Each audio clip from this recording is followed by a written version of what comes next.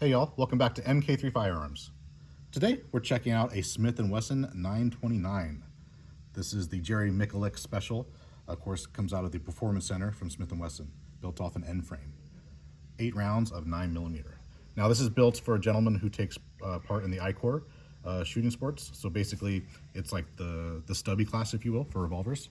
They're built off 3-inch pistols. So from the forcing cone to the end of the barrel, 3 inches. And that's the class from what we understand. This pistol came to us kind of in rough shape.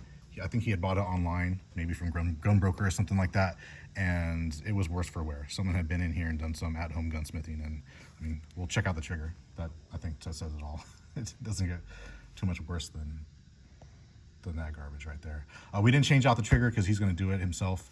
Probably has an extra trigger, and as much as we really wanted to, because we don't want this kind of crap in our video, it just, you know, it would have been a lot of effort to do that and weld it up, and this is going to change it out anyways. There was no reason, so we'll ignore that per se. So work performed. We started off at the front. These pistols come in, I think it's a 6-inch, and so we basically just chopped it off to 3 inches, crowned it in at 11 degrees, re-bead blasted it, and of course chamfered all the edges really beautifully, as you can see there. Of course, with a racing pistol or any pistol for that matter, you don't want anything really sharp that's going to cut you. So after you machine, you got a contour. Dawson Precision fiber optic sight up front, which runs itself right back into the cylinder and slide rear. This is their fixed rear, and those guys are no longer going to be making those parts, or hopefully they pass it to somebody else who will do the machining, because cylinder and slide is no more. Sad days. The hammer, of course, we went ahead and blended that in perfectly to the frame. Matt did a really good job on that.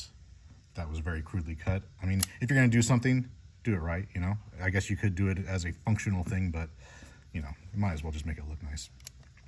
9 rounds of 9mm, excuse me, 8 rounds of 9mm.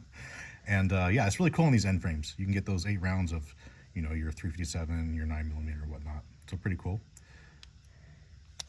Everything's nice and brought back to factory tolerances for the competition, and it's gonna rock and roll. This thing is awesome. The machine gun man himself, or machine gun trigger finger. Old Jerry Miculek, what a guy. Living legend, as they say. We were happy to work on his pistol, or a pistol in his image. Anyways, y'all, any questions, comments, concerns? Oh, I almost forgot. We cut the flats on the barrel as well. Can't leave that out. Of course, you know, when you do a barrel chop, lots of times the lettering, the roll marks, you'll get the end of a couple of words or the end of a word. And so instead of having like 2 letters hanging off the end, you just cut the flats. It cleans up, gives it a nice modern detail, and just kind of rounds it all out. Pretty awesome. Anyways, y'all, questions, comments, concerns, leave them. As you know, we will answer accordingly. Until next time.